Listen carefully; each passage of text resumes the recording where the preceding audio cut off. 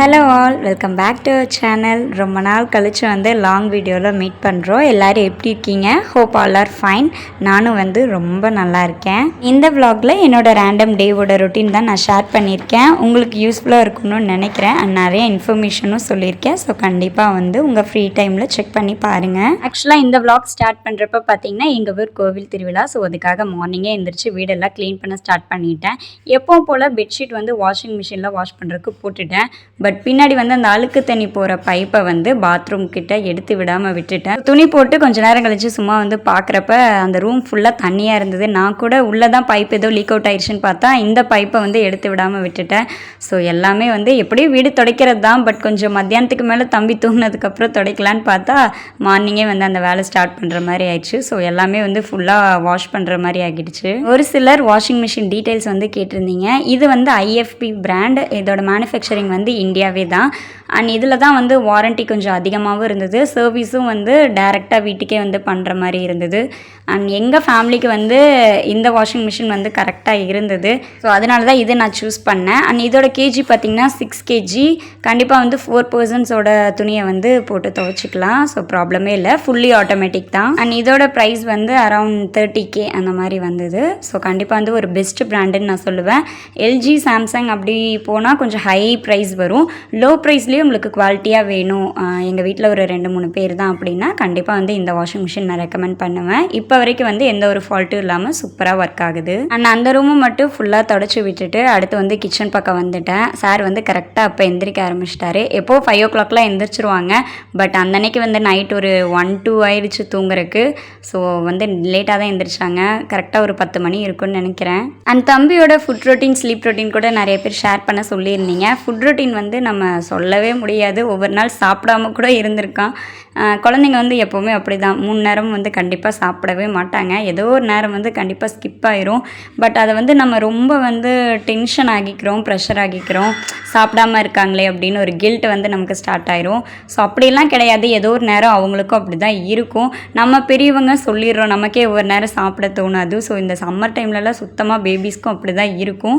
So அவங்க போக்கில் அப்படியே விடுறது தான் பெட்டர். நம்ம வந்து முக்கியமாக டென்ஷனாக தேவையில்லை இந்த விஷயத்துக்கு. தம்பி எந்திரிச்சதுமே வந்து எப்போ போல் ப்ரஷ் பண்ணிவிட்டு ஃபஸ்ட்டு வந்து பால் தான் கொடுப்பேன். கண்டிப்பாக வந்து காலையில் பால் கொடுத்துருவோம். இதுவே 5 மணிக்கு அந்த மாதிரி எந்திரிக்கிறான்னா ஒரு 6 மணி போல் பால் கொடுத்துட்டு மறுபடியும் ஒரு 8 or 10க்கு வந்து பிரேக்ஃபாஸ்ட் சாப்பிட்ற மாதிரி இருக்கும். இப்போ உங்களுக்கு ஒரு டவுட் இருக்கும், இப்போ ஒரு 10 மணிக்கு பால் கொடுக்குறீங்கன்னா பிரேக்ஃபாஸ்ட் எத்தனை மணிக்கு கொடுப்பீங்க அப்படின்னு. நான் 12 மணி போல் பிரேக்ஃபாஸ்ட் கொடுப்பேன். அதுக்கப்புறம் வந்து சார் கொஞ்சம் நேரம் விளையாடிட்டு தூங்கினான்னா தூங்கி எந்திரிச்சதுக்கப்புறம் லஞ்ச் கொடுப்பேன். அப்படி இல்லைன்னா 3 o'clock அந்த மாதிரி வந்து லஞ்ச் கொடுத்துருவேன். மீன்வைல் தம்பி பால் குடிச்சிட்டு ஃப்ரெண்ட்ஸோட விளையாட போனதும் நான் அந்த கேப்பில் வந்து கிச்சன் ஃபுல்லாக மறுபடியும் க்ளீன் பண்ண ஆரம்பிச்சிட்டேன். கிச்சன் க்ளீனிங் பொறுத்தவரை ரொம்ப ஈஸியாக முடியணும்னா நம்ம வீக்லி ஒன்ஸாவது வந்து அட்லீஸ்ட் மேலேயாவது திங்ஸ் எல்லாம் வந்து க்ளீன் பண்ணிடணும். அப்படி இல்லைன்னா ஆயில் கரை, அது போக அதுக்கு மேலே ஒரு தூசி இந்த மாதிரி வந்து படிஞ்சிட்டே போகும்.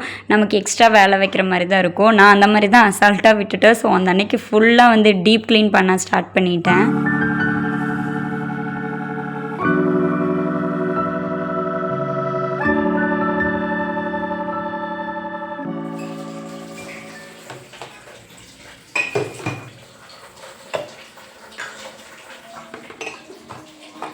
அண்ட் க்ராசரிஸுமே அதே மாதிரி தான். நம்ம ஒவ்வொரு பொருளும் காலி ஆகிறப்ப அப்படியே வந்து ரீஸ்டாக் பண்ணிடுவோம். அதுக்கு பதிலாக அது எம்டி ஆகிறப்ப கையோட வந்து வாஷ் பண்ணி ட்ரை பண்ணி அதுக்கப்புறம் ரீஸ்டாக் பண்ணிங்கன்னா அந்த வேலையுமே அப்படியே வந்து நமக்கு மிச்சம்தான். இங்கே பாருங்கள், அடிக்கிற வெயிலுக்கு என்னாலேயே வந்து அந்த கட்டலில் வந்து உட்கார முடியல. சார் வந்து எனக்கு ஹெல்ப் பண்ணுறேன்னு வந்து அவரும் பண்ணிகிட்ருக்காரு. சொன்னாலும் வந்து கேட்க மாட்டார். அண்ட் கிளாஸ் அண்ட் செராமிக் ஐட்டம்ஸ்லாம் கொஞ்சம் நல்லாவே ஹேண்டில் பண்ணுவாரா. ஸோ அதனால் வந்து அவர் எதுவுமே சொல்லக்கூடாது. சொன்னால் கூட அம்மா நான் பத்திரமா பிடிச்சிக்கிறேம்மா அப்படின்னு சொல்லிடுவாங்க. இருந்தாலும் கொஞ்சம் கேர்ஃபுல்லாக தான் இருக்கணும். அண்ட் இந்த கேஸ் ஸ்டவ்வில் வர்ற பர்னர் அண்ட் அது கூட வந்து ஒரு சேஃப்டிக்காக ஒரு வளைய மாதிரி கொடுத்துருக்காங்க இல்லையா. இந்த ரெண்டுமே வந்து என்ன பண்ணாலுமே அந்த டார்க் கலர் வந்து போகவே மாட்டேது. அது எதனாலன்னு தெரியல. ஒருவேளை இப்படி தான் இருக்குமான்னு எனக்கு தெரியல. இன்கேஸ் உங்களுக்கு ஏதாவது வந்து டெக்னிக் தெரிஞ்சதுன்னா மறக்காமல் கமெண்ட் பண்ணுங்கள். நான் கண்டிப்பாக வந்து ட்ரை பண்ணி பார்க்குறேன். என்ன பண்ணுறீங்க? மூச்சு விட்டுடணுமா?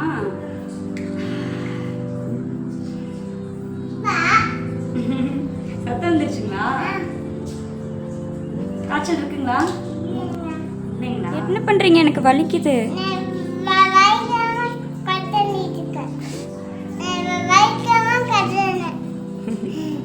அண்ட் ரொம்ப நாளாக நான் ஷேர் பண்ணணும்னு நினச்ச ஒரு விஷயம் வந்து இப்போ நான் ஷேர் பண்ண போகிறேன். அது என்னன்னு நீங்களே வந்து வீடியோவில் பார்ப்பீங்க. இப்போ யாஷ்க்கு பார்த்தீங்கன்னா நிறைய பேர் ஏஜ் எவ்வளோன்னு கேட்டிருக்கீங்க. வியாஷ் குட்டிக்கு பார்த்தீங்கன்னா இப்போ ஏஜ் வந்து 2 years 7 months ஆச்சுன்னு நானே நினைக்கிறேன். எனக்கே சரியாக தெரியல. மொத்தம் 2.5 வயசுக்கு மேலே ஆயிடுச்சு. இன்னும் 3 ஆகலை. ஆகஸ்ட்டில் தான் சாரோட பர்த்டே. இப்போ தான் வந்து நிறையா திங்ஸ் வந்து லேர்ன் பண்ணுறான். நிறைய பேர் சொல்லுவாங்க குட்டீஸ்க்கு வந்து இந்த வயசில் எல்லாமே புரியுமா அப்படின்னு. உண்மையாகவே நிறைய விஷயங்களை புரிஞ்சுக்கிறாங்க. அம்மா என்ன பேசிகிட்டு இருக்கேன் வீடியோவில்? நீங்கள் டாக்டர்னு சொல்லி அவங்கள டாக்டர்னு சொல்லி நான் பேசிகிட்டு இருக்கேன்னு அவர் நினச்சிட்ருக்காரு. சொல்லிடு. நிறைய பேர் கமெண்ட்ஸில் கேட்குறாங்க நீங்கள் ரைம்ஸ்லாம் பாடுவீங்களா அப்படின்னு. பாடுறீங்களா? பாடுங்க. சரி பாடுங்க.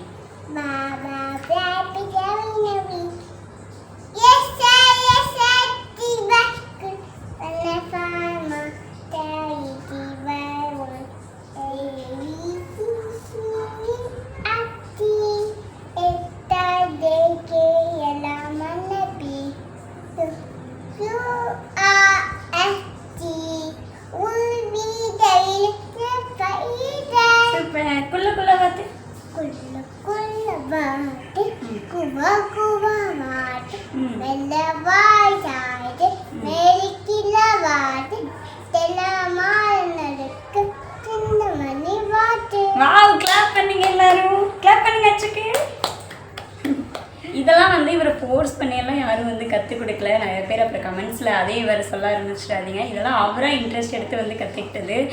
அவனுக்கு வந்து ஒரு 2 வயசுக்கு மேலேயே வந்து இந்த புக்ஸில் இருக்க பிக்சர்ஸ்லாம் பார்த்து அவனே வாட் இஸ் திஸ்னே கேட்டுகிட்டே இருப்பான். ஸோ அந்த இன்ட்ரெஸ்ட்டில் தான் வந்து இந்த மாதிரி விஷயங்கள்லாம் வந்து கற்றுக்கிட்டாரு. அதே மாதிரி பார்த்திங்கன்னா எந்த குழந்தையுமே நம்ம ஃபோர்ஸ் பண்ணக்கூடாது. ஸோ அவங்களுக்குலாம் இன்ட்ரெஸ்ட்டாக இருந்தால் அவங்களே கற்றுப்பாங்க. இதெல்லாம் விட நீங்கள் முக்கியமாக குழந்தைங்க இந்த ஏஜ்லேருந்து கற்றுக் கொடுக்க வேண்டியது பார்த்திங்கன்னா நம்ம daily habits and daily routines தான். ஸோ அதை பழக்கினாலே போதும். இதெல்லாம் ஸ்கூலுக்கு போய் கற்றுக்குவாங்க. இந்த ஆண்டு வந்து சும்மா வந்து வீட்டில் எங்களை டென்ஷன் பண்ணி ப்ரெஷர் பண்ணி இதெல்லாம் கற்றுக்கிட்டாரு. இதெல்லாம் நான் எதுக்காக சொல்கிறேன்னா, இப்போ நானே வந்து நிறையா டிவி ஷோஸாக இருக்கட்டும் அண்ட் நியூஸாக இருக்கட்டும், குட்டீஸ்லாம் வந்து அவ்வளோ சொல்கிறாங்க இவ்வளோ சொல்கிறாங்க, 4 மாத குழந்தைலாம் கூட இவ்வளோ பேசுது இதெல்லாம் பண்ணுது அப்படின்லாம் சொல்கிறாங்க.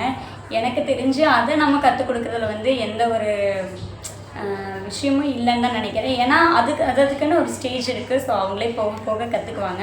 மெயினாக நம்ம கற்றுக் கொடுக்க வேண்டியது வந்து நான் சொல்கிற மாதிரி இந்த டெய்லி ரொட்டீன்ஸ் தான். ஏன்னா இப்போ எந்திரிக்கிறதா இருக்கட்டும், இப்போ நார்மலாக நம்ம பண்ணுற விஷயங்கள் ப்ரஷ் பண்ணுறதா இருக்கட்டும், பார்த்து ஒரு சின்ன சின்ன விஷயங்களை வந்து நம்ம ரொட்டீனாக சொல்லி கொடுத்தாலே போதும். அதுவே போதும்னு நினைக்கிறேன். என்ன எடுத்துகிட்டு வந்துருக்கீங்க? இங்கே வாங்க, அம்மா கிட்ட வாங்க. இதெல்லாம் என்னது? கலர் சொல்கிறீங்களா? இந்த ஒரு நிமிஷம் இங்கே பாருங்க. இதே மாதிரி தான் இவரை தான் இதெல்லாம் எடுத்துகிட்டு வந்து எக்ஸ்பிரிமெண்ட் பண்ணி கற்றுக்கிட்டாரு. ஸோ அவர் கேட்குறத வச்சு நாங்கள் சொல்லி கொடுத்தது தான். மற்றபடி நாங்களாம் எதுவும் ஃபோர்ஸ் பண்ணது கிடையாது. What colour is this? Black color. What color is this? Same color. What color is this? Blue color. Blue color. What color is this? Green color. What color is this? Red color. What color is this? Violet color. What color is this? Pink color. What color is this? Yellow color. What color is this? Iron color. What color is this? White color. Wow! Clap பண்ணுங்க. பார்த்தீங்களா, எல்லாம் கரெக்டாக சொல்லிட்டாருன்னா இதை தான் first கேட்பார். Gift ஏதாவது ஒன்று வந்து கொடுத்துடணும். பட் அவர் வந்து இதுதான் அதுதான்லாம் எதிர்பார்க்க மாட்டார். அவர்கிட்ட இருக்க திங்ஸவே வந்து மேஜிக் பண்ணி கொடுத்தோம்னா வாங்கிக்குவார். ஸோ இப்போ நீங்களே பாருங்கள். அச்சு கிஃப்ட் வேணுமா? சரி, கிஃப்ட் வேணும்னா அச்சு ஃபஸ்ட்டு என்ன பண்ணணும்? எங்கே போய் கண்ணை மூடுறீங்க? இங்கே கண்ணை மூடுங்க, நான் கிஃப்ட் தரேன் உங்களுக்கு. சீட்டிங் பண்ணக்கூடாது, நல்லா கண்ணை முடிக்கணும். ஓகே, கண்ணை திறக்கக்கூடாது. இது வந்து ஒரு எம்டி பாக்ஸ். ஆல்ரெடி வந்து இந்த 5 rupees கிஃப்டெல்லாம் இருக்குல்ல, அது வாங்கின பாக்ஸ் தான். இப்போ இதுக்குள்ளே நான் போட்டு கொடுத்தேன்னா அவர் எவ்வளோ எக்ஸைட் ஆகிறாருன்னு பாருங்கள். இது ஆல்ரெடி அவர்கிட்ட இருக்கிறது. சீட்டிங் பண்ணக்கூடாது. ஓகே, ஓப்பன் பண்ணுங்க. ஜி பூமாஸ் கிஃப்ட் வந்துருச்சு. ஓப்பன் பண்ணி பாருங்க. தெரியலீங்களேம்மா, நீங்களே பாருங்க. என்ன இருக்குப்பா? வாவ், என்னாச்சு? வர மாட்டேதா? கீழே போட்டு தட்டுங்க. அச்சிக்கு பிடிச்சிருக்கா கிஃப்ட்டு? எவ்வளோ பிடிச்சிருக்கு? Okay okay. இன்னொரு கிஃப்டா? இன்னொரு கிஃப்டெல்லாம் அப்பா நைட்டு வரப்போ வாங்கிட்டு வருவாங்க. ஓகே, டன்னா? இப்படி சின்ன சின்ன கிஃப்ட்ஸ் கொடுக்குறப்ப அவங்களுக்கும் வந்து ஒரு என்கரேஜ்மெண்ட்டாக இருக்கும். ஸோ ஆக்டிவிட்டீஸ் வந்து நீங்கள் சொல்லாமலே நிறைய விஷயங்கள் செய்வாங்க. பட் இதில் எந்த அளவுக்கு நல்ல விஷயம் இருக்கோ அந்தளவுக்கு ஒரு சின்ன கெட்ட பழக்கமும் ஸ்டார்ட் ஆயிடும். எதுக்கு எடுத்தாலும் கிஃப்ட் கேட்க ஆரம்பிச்சிருவாங்க. இப்போ வீட்டில் கூட எடுத்துக்கிட்டிங்கன்னா காலையில் ப்ரஷ் பண்ணி முடிச்சதும் அம்மா நான் அழுகாமல் ப்ரஷ் பண்ணிவிட்டேன், எனக்கு கிஃப்ட் கொடுங்க அப்படின்னு கேட்க ஆரம்பிச்சிடுவான். பட் இவன்ட்ட இருக்க ஒரு பாசிட்டிவ் திங் என்னன்னு பார்த்தீங்கன்னா, அவன்கிட்ட இருக்க பொருளையே வந்து மேஜிக் பண்ணி கொடுக்குற மாதிரி கொடுத்தா அது வந்து ஏற்றுக்கிறாரு. ஸோ அது வரைக்கும் வந்து நல்லது. இல்லைன்னா அந்த கிஃப்ட் கொடுக்குற பழக்கம் வந்து அதே வந்து கண்டினியூ ஆயிடும். எப்போவுமே எக்ஸ்பெக்ட் பண்ணிகிட்டே இருப்பாங்க. ஸோ அதையுமே வந்து பார்த்துக்கணும். பாய் சொல்லிடுங்க எல்லாருக்கும்.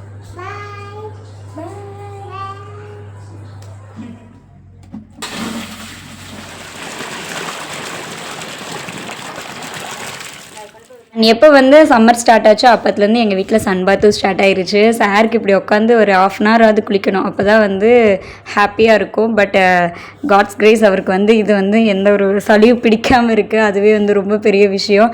ஏன்னா இந்த குளிர்காலத்தில் கூட சளி பிடிக்கிறது கம்மியாக இருக்கும் போல். பட் சம்மர் டைமில் தான் கொஞ்சம் இப்படின்னா சளி பிடிச்சிருது. அது எதனாலனே தெரியல.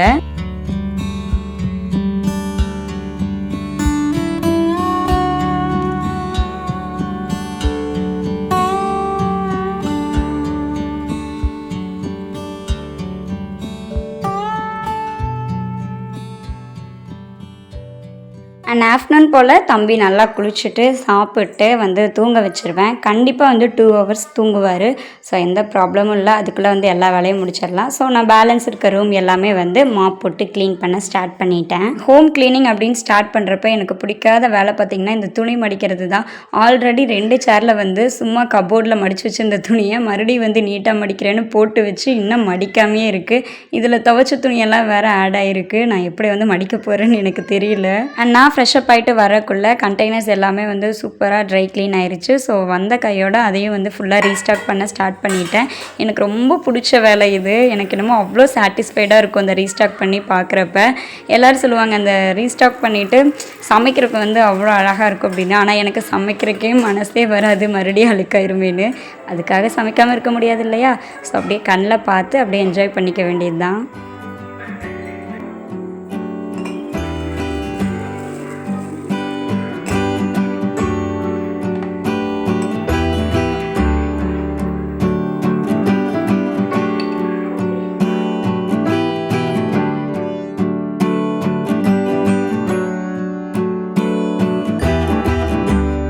ஒரு சில சப்ஸ்கிரைபர்ஸ் கூட பிளாஸ்டிக்லேருந்து அடுத்து ஸ்டீல் கண்டெய்னர் மாற்றுறதா இல்லை கிளாஸ் கண்டெய்னர்ஸ் மாற்றுறதான்னு டவுட்டாக இருக்குது. எது வந்து பெஸ்ட்டு அப்படின்னு கேட்டிருந்தீங்க. கண்டிப்பாக வந்து பெஸ்ட் அப்படின்னு கேட்டிங்கன்னா ஸ்டீல் கண்டெய்னர் தான். ஏன்னா டக்கு டக்குன்னு எடுக்கிறதுக்கு பிடிக்கிறதுக்கு நம்ம அவசரத்துக்கு சமைக்கிறதுக்கு அதெல்லாம் தான் கரெக்டாக இருக்கும்.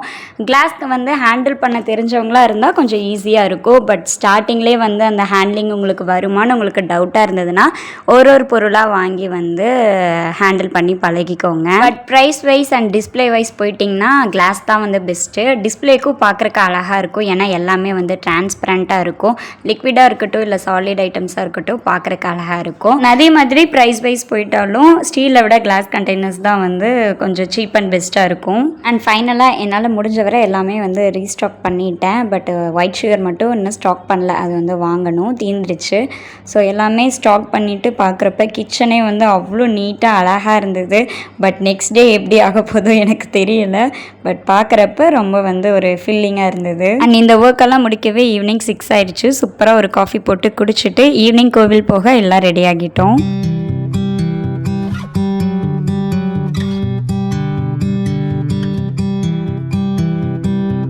மீன்வயல் கோயிலுக்கு போனதும் செம்ம கூட்டம். ஆனால் பார்க்க ஒரு அழகான விஷயம் அங்கே நடந்துட்டு இருந்தது. என்னன்னு பார்த்தீங்கன்னா வள்ளி கும்மி ஆட்டம்.